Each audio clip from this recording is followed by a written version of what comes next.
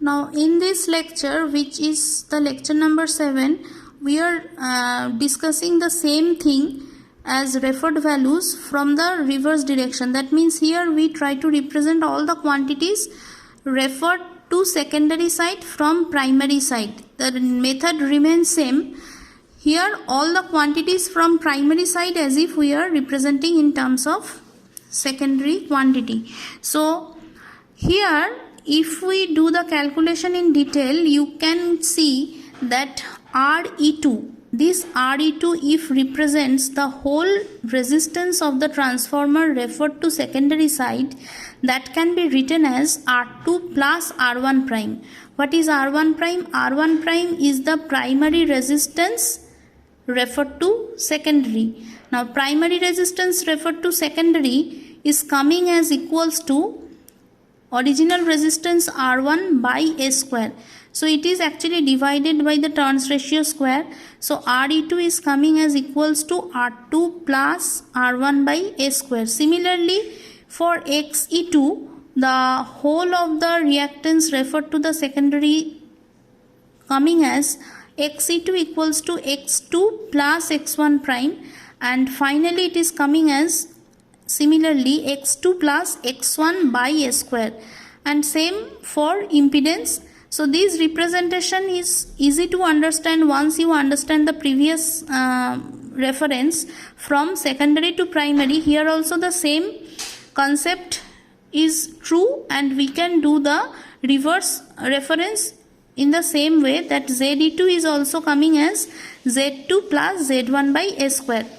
And this set of equations you can understand that it is coming for the reference values. That means Ze2 is under root of Re2 square plus Xe2 square.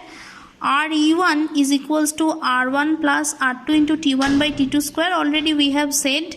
So these are the in short the representation of the primary parameters in terms of secondary side.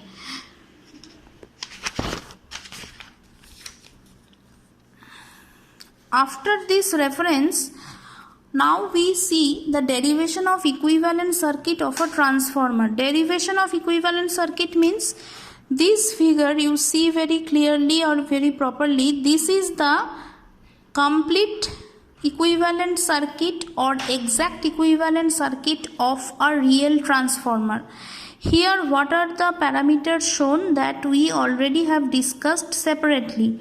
Here actually always remember, equivalent circuit means the equivalent representation of the separate parts of the practical transformer. So what are the major parts? We already have said one is the primary winding, another one is the secondary winding, and the common part is the magnetic core which links the two windings. That means the parametric representation of these three parts should actually present in the equivalent circuit representation.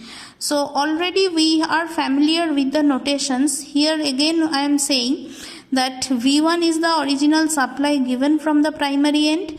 Now the I1 shows the primary current flowing through the primary winding. Primary winding is represented here as the series combination of some resistance and reactance. The notation here is R1 and X1. Now along with the primary winding, we are showing the magnetic core in terms of parameters as parallel combination of R0 and X0. This combination represents the magnetic core. So here actually from the supply end we are representing the primary winding, then the magnetic core, then this vertical lines represents the magnetic coupling between the primary turns and secondary turns, and actually those two are not physically connected with each other. In the secondary side, the representation of secondary parameters, secondary winding is actually done by series combination of R2 and X2, and the load is connected whose value is shown as ZL. So actually these parameters represents together the whole of the equivalent circuit of the transformer. Now derivation of equivalent circuit, what does it mean? Derivation means how this equivalent circuit can be simplified in step-by-step way so that calculations become simpler and the actual calculation is possible. So that one we will try to understand in this lecture, that the equivalent circuit should be simplified in a step-by-step way so that it can be simplified and all the calculations becomes simple. Now see here about the current. Here you see I1 is the primary current, I0 is the no load current, IW and I mu, these two are the components of the no load current, and in the secondary side I2 is the secondary current, which is also said as the load current.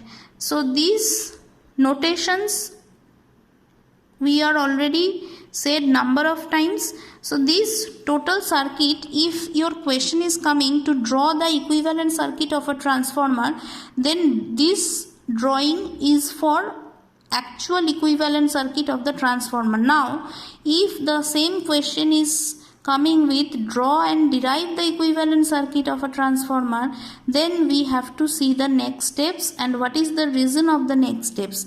Now from this circuit, one thing you see that from this figure R1 and R2 cannot be joined together or cannot be added together. Similarly X1 and X2 also cannot be added together. So addition of R1 with R2, X1 with X2, these are very much required to finally calculate the losses as well the efficiency and other things of the transformer. So this joining of the parameters or addition of the parameters are very much necessary in theoretical or mathematical calculation of the performance analysis, for which we have to simplify the equivalent circuit. In practice actually this addition or combination of the parameters are not possible. So next figure we see and how it can be simplified we try to understand.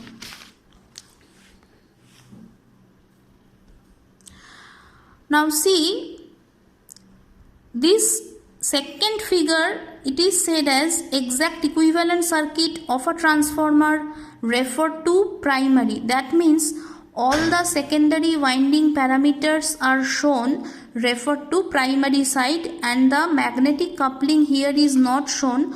The total circuit is now joined together. Joined together means all the circuit parameters are now shown in a single circuit. How this reference is made already we have discussed separately. So here the primary parameters remains intact. There is no change in the value of the primary parameters. So V1, I1, R1, X1 and the core parameters also remains unchanged, because initially in the original equivalent circuit the core parameters are shown connected with the primary side.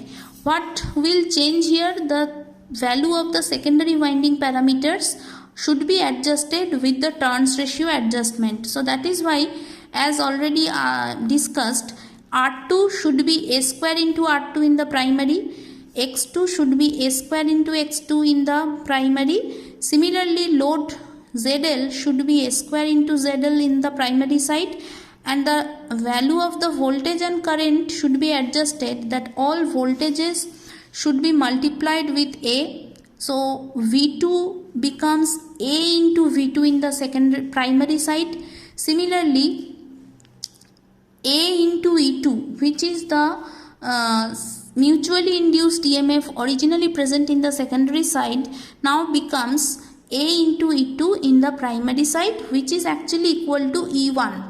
And what about the current? The secondary current I2, if it is represented in the primary side, it should be I2 by A. So this reference is very important to simplify the transformer equivalent circuit and to further proceed to the actual calculation. So this is the second circuit of the derivation of equivalent circuit.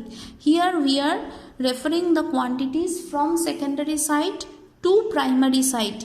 Now you see this circuit is simplified, but still r1 and a square into r2 x1 into and a square into x2 cannot be added directly because of the branch present in between r0 and x0. So because of this parallel branch, it is not possible to add or combine the parameters r1 with a square into r2, x1 with a square into x2. So for which what we do, we will try to approximate the equivalent circuit for further simplification. Further simplification means when it is possible to join r1 with a square into r2 and